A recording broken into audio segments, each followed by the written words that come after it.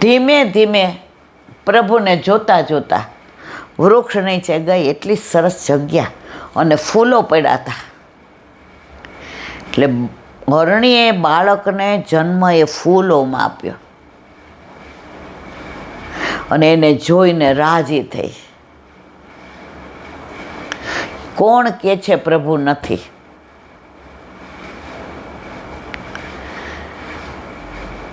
પ્રભુ સાક્ષાત છે જ.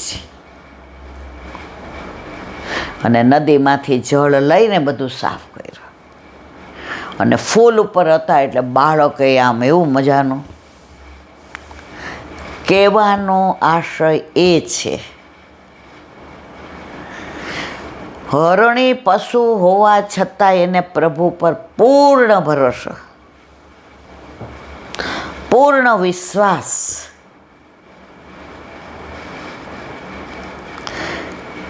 પોતે બચી ગઈ, બાળકને પ્રસવ આપ્યો અને ફૂલમાં આપ્યો. ઝાડની ઓથ એટલે છાંયો, નદી બાજુમાં એટલે જળની વ્યવસ્થા. ઝરમર વરસાદ વરસ્યો એટલે ચિનગારી ગઈ.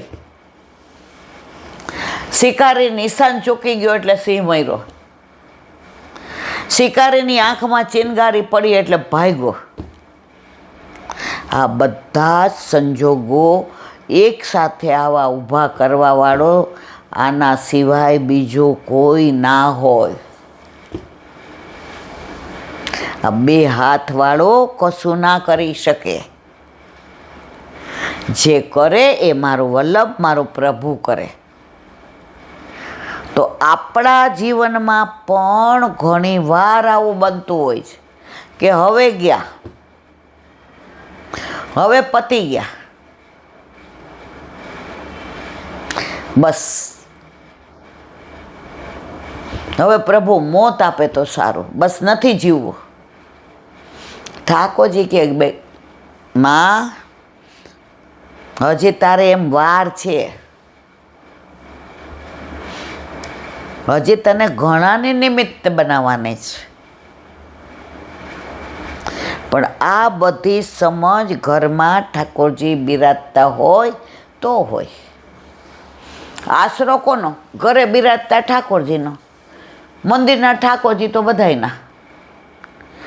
આપણા ઘરે આપણા માથે બિરાજતો ઠાકોરજી જ આપણો. બાકી બધાયના. જે વચનામૃત સાંભળે એમાં કીધું એ કે વૈષ્ણવ ઠાકોરજીની સન્મુખ હોય, દર્પણ દેખાડતો હોય, ઝારીજી ભરેલા હોય, ખીલોના ધરાવેલા હોય. પછી આમ કરે, મારા વાલા હવે દર્શન ક્યારે આપશો? તારા સામે બિરાજે છે કોણ છે? ઇટ મીન્સ તું એને મૂર્તિ સમજે છે. બાકી તારી સામે 24 કલાક છે. જ્યાં સુધી તું એને મૂર્તિ સમજસ, પ્રભુ કે ત્યાં સુધી આપણે સારું, કોઈ જવાબદારી નહીં.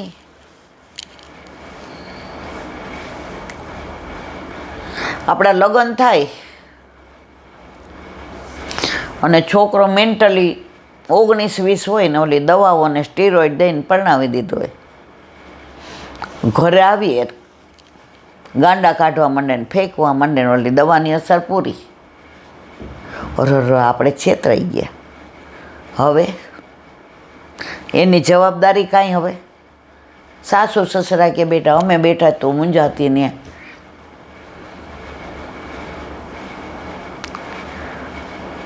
પણ જેની જવાબદારી છે તો જો આપણા ઠાકોરજી ક્યારે એની જવાબદારીમાંથી ચલિતમાન નથી થતા. આ કાલે આપણે હોલમાં સપ્તપદી વર્ષમાં એક જ વાર વંચાય અને 7 પગલાંનું જે વર્ણન કર્યું છે અને છેલ્લે લગ્ન ગીત ગાય છે. પરણ્યા એટલે પ્યારા લાડી, ચાલો આપણે ઘેર રે. લૌકિકમાં દીકરી જાય, અલૌકિકમાં ઠાકોરજી આપણા ઘરે આવે છે. અને 7 પગલાંનું જે વર્ણન છે, પહેલાં મથુરાનાથજીને, બીજા વિઠ્ઠલનાથજીને, ત્રીજા દ્વારકાધીશને, ચોથા ગોકુળનાથજીને, 5મા ગોકુળચંદ્રમાજીને, 6ઠા મદન મોહનજીને, બાલકૃષ્ણજીને, 7મા મદન મોહનજી. અને એક એક સ્વરૂપ કે છે, સાંભળ,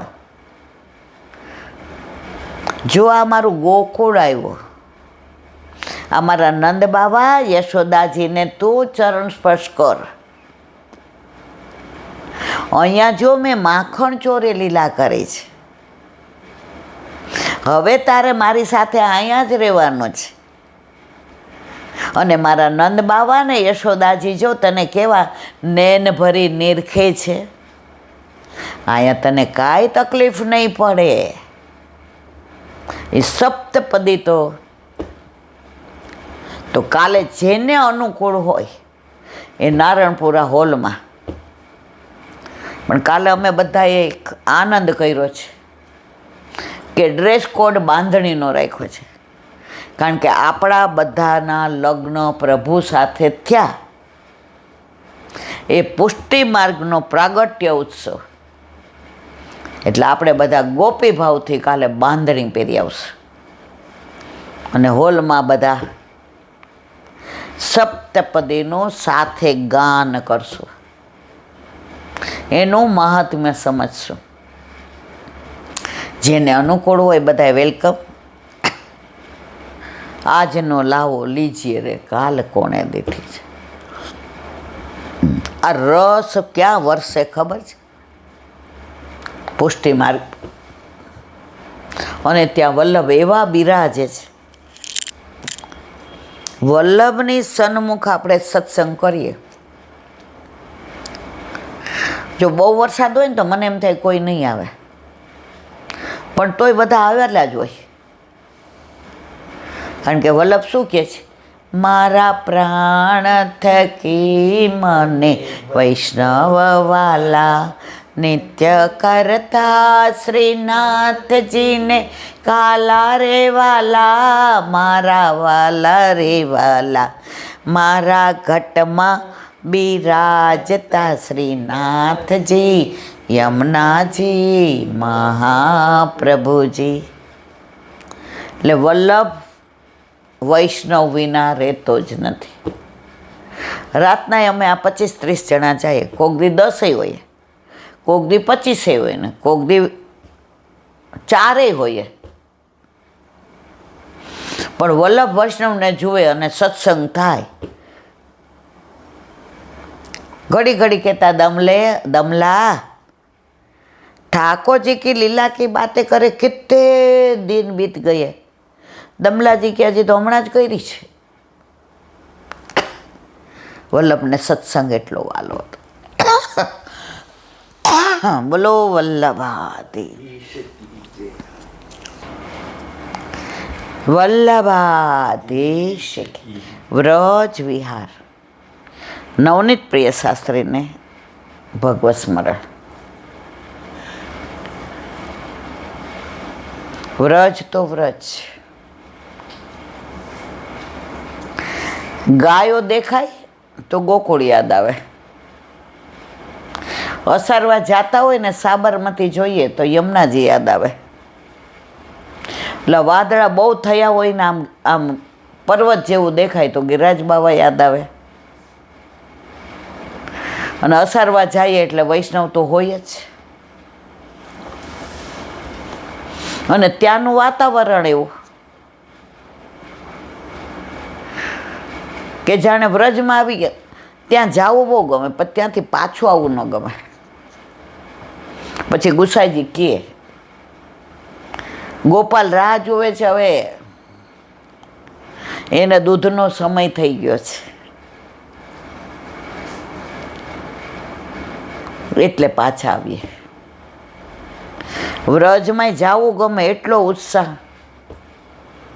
આવા પગ તો એમ થાય વ્રજમાં તો જવું છે. હવે આગલા દિવસે બધા એમ કહે ને કે હવે તૈયારી કરીએ ને બધું પેક કરીએ, આમ પેટમાં શેડો પડે, અરે રે પાછું જવાનું. પણ આપણામાં વિરહ છે ને એ જ મુખ્ય છે. વ્રજમાંથી આવીને વ્રજને વાગોળો એટલે તમે વ્રજમાં જ છો. આપણે જવાનું છે હજી 5 સપ્ટેમ્બરને,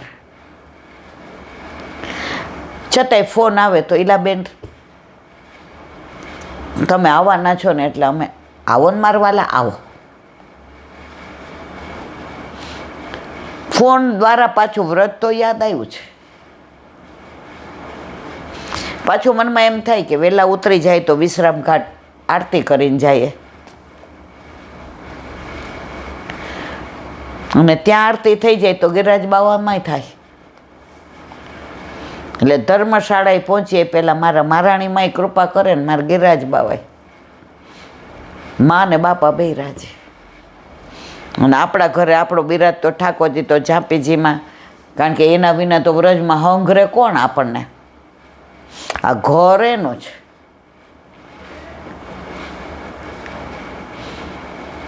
આજે દીકરી સાસરે જાય ને તો વર એમ કે ને હું તાર મમ્મીને ઘરે છે તું જા. બોલી કે ન્યાય મને ઓળખે કોણ? ઓળખાણ તો વર દ્વારા છે. તો વ્રજમાં આપણી ઓળખાણ તો આપણા ઘરે આપણા માથે બિરાજતા આપણા ઠાકોરજી દ્વારા છે. ઘણા એમ કહેલા બેન વ્રજમાં આપણે આમ નથી પહોંચીએ, આપણે હાવ સૂક્ષ્મ. મેં તો વ્રત તો એનું ઘર છે મારવાલા. જાય યમુનાજીમાં સ્નાન કરી આવ. આપણી સામું જોઈને કે આવું રોજ આવું ખાવાનું, પછી તું ગોપીઓને ઘરે ઠેકડો મારીને વયો જશે. અમારી પાસે થોડો રહીશ વ્રજમાં. દીકરી સાસરેથી પિયર આવે ને પછી એને આમ કોઈને પૂછવું ન પડે, બેનપણીને ઘરે જાય ને, કાકીને મળવા જાય ને, ફૈબાને મળવા જાય ને. જમવાનો ટાઈમ થાય એટલે બાપા પૂછે બેન ક્યાં, બેન ક્યાં ઘરમાં રહીએ છે, આ બધાને મળવા જ દોડે છે. અને આવી એટલે શું કહે કાકા હું તમારી યાર થોડાક દાળ ભાત ખાઈશ. ફૈબાએ પરાણે મને ત્યાં પ્રસાદ લેવડાવ્યો. બાબુને ત્યાં ભૂજા ના હતા તો ત્યાં ખાધા. અને મારી બેનપણીની તમને ખબર છે, મને ગળું ભાવે એટલે એણે ગોળના લાડવા ખવડાવ્યા. હવે તમારી યારે થોડાક જુઓ. એમ આપણા ઠાકોરજી વ્રજમાં થોડા આપણને લઈ જાય છે, ઘર એનો જ. એટલે એ આપણી ચિંતા કરે છે, આપણે એની નથી કરતા. વ્રજ વિહાર. કાલે આપણે કાળી કામળી પ્રભુનું તો મને એમ થાય છે આ લીલાઓ કેટલી અદ્ભુત. કોઈ પ્રભુની આવી રસમય લીલા નહીં, રાસમય લીલા નહીં, પ્રેમમય લીલા નહીં, સ્નેહમય લીલા નહીં. બધા પ્રભુ આમ પ્રભુની ભગવાન એટલે આમ. આપણા ઠાકોરજી ક્યારે આપણા બની ગયા ખબર જ ન પડી. બધા ભગવાનનું આધિપત્ય પોતાના ભક્ત પર. પુષ્ટિ માર્ગમાં ભગવાન ઉપર આપણું આધિપત્ય. વ્રજમાં જઈએ, જાંચપીજીમાં પધરાવીએ, પછી પાછા કહીએ રોજ પીછવાય બદલવાનો ટાઈમ નહીં મળે, 2-3 લઈ લઈએ. જો આધિપત્ય કોનું? આપણું થયું. આ બધું ડબ્બામાં થોડું થોડું લઈએ, બાકી દૂધ ઘર તો બધું ત્યાંથી ધરાવાય લઈ આવશો. આધિપત્ય કોનું થયું? ઠાકોરજી કે એમાં તું ખોટી નથી, એમાં મારું ઘર છે એટલે એમાં તું એવું જ વિચારે ને.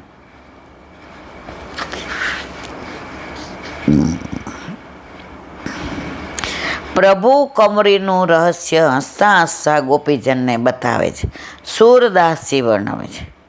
યહ કમરી કમરી કર જાનત, જાકી જીતની બુદ્ધિ હૃદય में સો તીતની અનુમાનત, યા કમરી में एक रोम परवारो कोटिन अंबर, सो कमरी तुम निंदत गोपी, तीन लोक आडंबर, कमरी के बल असुर सहारे, कमरी ते सब भोग, जात पाप कमरी है मेरी, सुर सब ही संयोग। सूरदासजीનો એ ક્યાં કમરીની કિંમત તને ખબર પડે? અને બધું વર્ણન કરે છે. જેની જેટલી બુદ્ધિ હોય એટલી આ કમરીની રહસ્ય લીલા એ સમજે. કોઈ માને તો એમ કે હવે પ્રભુને કાળી કામડી ઓઢે છે ને. એક ભગવદીએ મને એવું કહ્યું હતું કે આ કાળી કામડી છે ને એ રાધાજી આપી હતી, એટલી ને એટલી વાયલી. એકવાર શિયાળાના દિવસો હતા, શીતકાલ. હવે યશોદાજી બહાર તો કાઢે નહીં શીતકાલમાં. આટલું મુખારવીને દેખાય, બાકી પ્રભુના આમ ગદેલથી ઢાંકેલા જ હોય. તમે શ્રીનાથજી જાઓ ને તો આટલું મુખારવીને દેખાય, બાકી પ્રભુ ઢાંકેલા જ હોય, મંગળામાંય ન દેખાય. તો યશોદાજીને તો લાલા એટલા વાલા. હવે રાધાજીએ કેવડાવ્યું કે ઘણા વખતથી પધવારો પ્રભુ. ને પ્રભુએ સેજ તડકો કાઢ્યો હરખો. એટલે સખાઓ આવ્યો, ચલ લાલા देख, आज शीत की बात मत करना, आज शीत बहुत है ही नहीं. यशोदा जी के नाओ એને તો ખબર નથી પડતી કાંઈ, એ તો કૂદાકૂદ કરશે. ના, માર નથી મોકલવો. દાવ ભૈયાને મોકલ ને, એ મારું ધ્યાન રાખશે. દાવ કે હારો મારા નામે જ ચરી ખાય છે. પણ પ્રભુને દાવજી એટલો પ્રેમ કરતા હતા. दाव तू जाएगो क्या? कानो बोले तो जाओ. जो गया दाव तो यमुना किनारे ठहरो, मैं अभी आयो. दाव के मन खबर है तो हूँ काम जास.